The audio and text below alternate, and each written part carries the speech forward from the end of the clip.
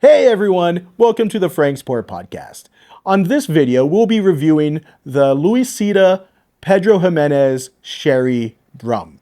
Uh, we'll talk about that in a moment, but for those that remember who has watched my other podcast under a different name, we have talked about Luisita Rum. I did personally distribute it to certain stores and bars in the Philippines, and I was a real big evangelist on this rum. It is a local Filipino rum. It is 100% made in the Philippines, right? You have the actual estate, which is in Tarlac, where if you go on the NLEX north, go into the Baguio, you actually see the sugar cane you'll be drinking from in this rum. So everything is made, it's grown, it's distilled and bottled right in Tarlac. So 100% Filipino rum. It's not from any other country. It's right there and you can actually see the sugar, which is actually pretty amazing. It's single estate rum, so they don't import sugar or import alcohol from other places. It's all right there on the farm. You could see as you're driving by. So today what we'll be doing, I'm going to take it in steps. From my past life, I have some distillate, which is unaged rum. Some people might call it a Platino or a Blanco rum, so no age whatsoever. Then, of course, I'll have the base, which is the actual standard Luisita Oro, which is aged at least 2 years in bourbon barrels. And then, of course, we're going to talk about the Pedro Ximenez. I'm doing this on purpose because it goes from what the essence of Luisita is all the way to what we're getting in a final product for this special particular bottle. So first, they're unaged rum. So as you see, it's clear. There's nothing. It almost looks like water, but this is 40% alcohol. So you got to be careful, just like any other hard spirit. So if you take it on the nose, you have something I like to call it, it's my own personal thing, the essence of what Luisita is, which is a kind of a cooked candied sugar. When you take sugar and you burn it, it forms like a glass. It becomes hard. This is what it smells like. If any of you have had creme brulee and at the top you kind of cook the top of the creme brulee and it caramelizes at the top, turning hard like a glass, you could crack it with the back of a spoon. That is, for me, what the flavor is on the nose and the palate. So let me taste this right now.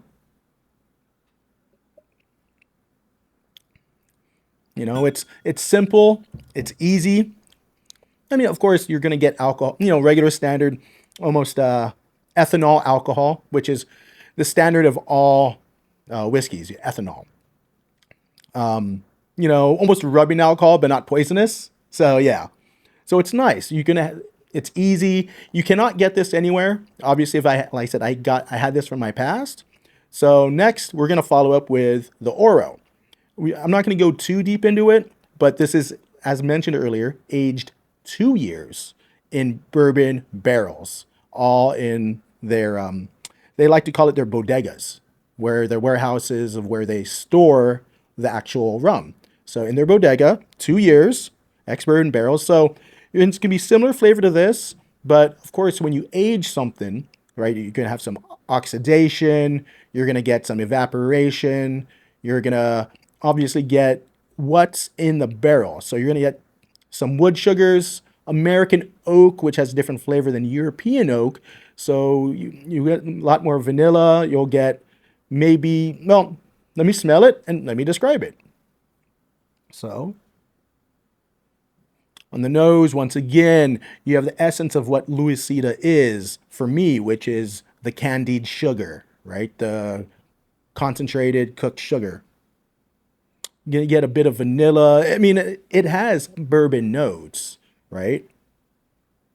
Maybe some like a ripe banana, the actual, like, when you see banana and it starts turning a bit brown, right? Because that's the sugars caramelizing on its own. So you're going to get something like that. The nose is very similar to the palate, to the flavor, to the mouthfeel. It's once again, vanilla. It's some banana, some tropical notes, that cooked sugar. It's not a complicated rum, but it's excellent. I mean, at 40%, I'm not cringing. I'm not, some people say I can't do certain rums. It tastes like diesel. No, I mean, this is an easy going rum, properly aged, no monkey business, right?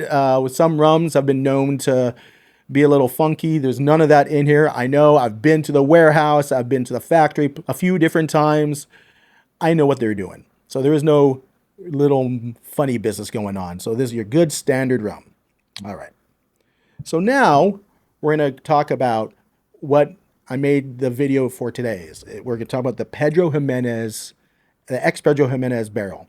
So this particular, I'm going to read off the label now. All right. So this particular rum, so it's a barrel. I like this. They like to tell you the barrel number, 1003. It's a Pedro Ximenez. The ABV or alcohol volume is 62%.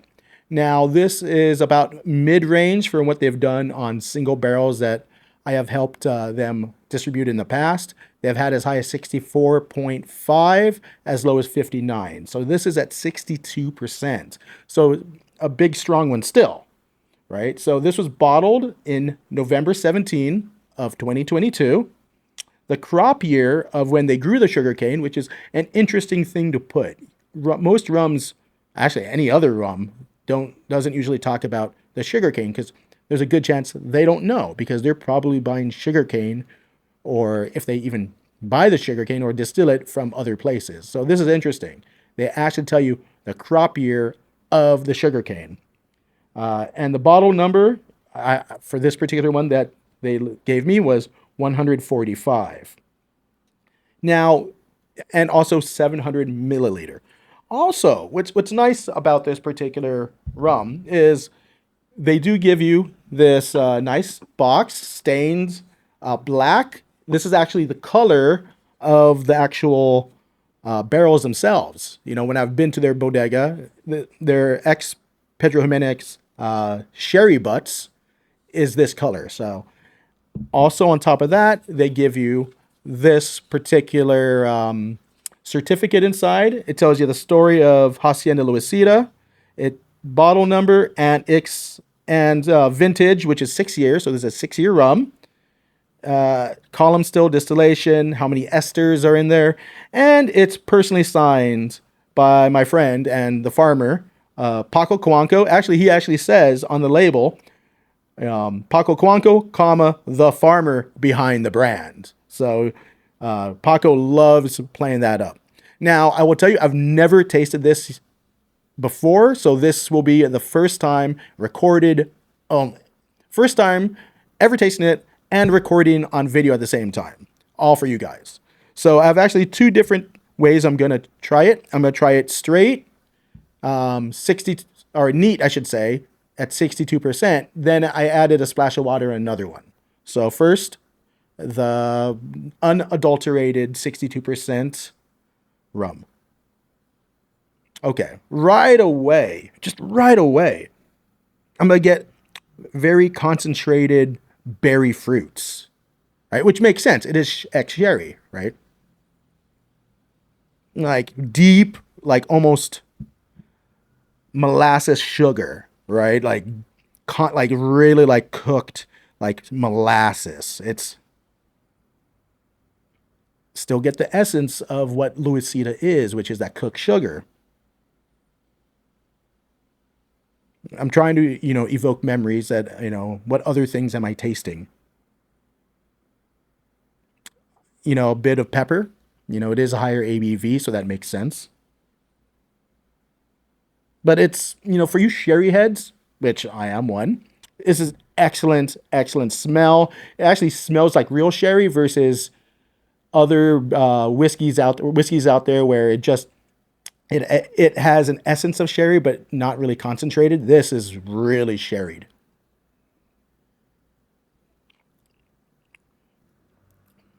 Whoa, I'm gonna have to go through it again.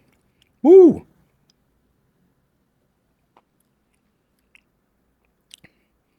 That is unreal. High ABV though, the pepper does, it really, really takes you.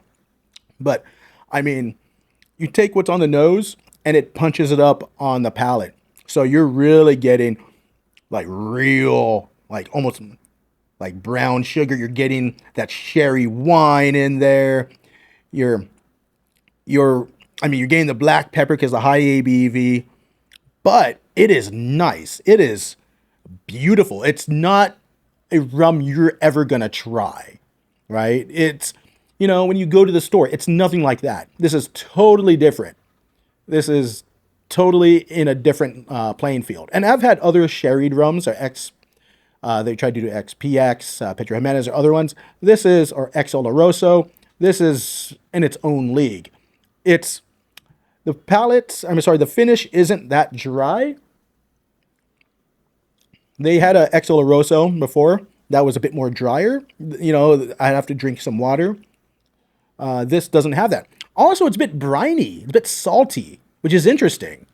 It is not, by the sea by any means. I mean, it's Tarlock, it's inland, so it's not by the sea, but there's a brininess to it.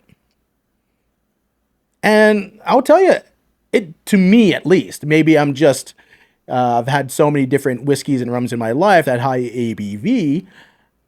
It doesn't, to me, drink like a 62. It may drink more like a 55% alcohol ABV whiskey or rum. It drinks more like that than a 62. Now, of course, I'm tasting it at full strength. Now I'm going to try it at a lower ABV. I can't tell you what ABV because I just splashed water in it, but let's see. I'm still super excited. By the way, it does run a little bit warm, which makes sense because it is high ABV.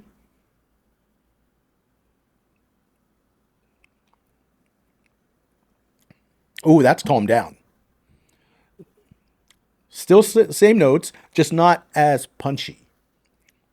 It's calmer. I'm not gonna say nicer because sometimes I just love to drink high strength stuff, but it it doesn't hit you, right? You taste it and you're just like, okay, I could do this. I mean, this is probably more high 40s at this point.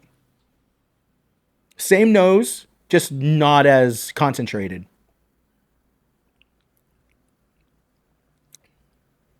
You're still gonna get that sherry, just not as intense. You're still getting those brown sugars, the caramels, a little, a hint of vanilla. Obviously, vanilla is not as prominent as the Oro because it is a ex sherry, but they're still there. Now, what you may be wondering is it a buy?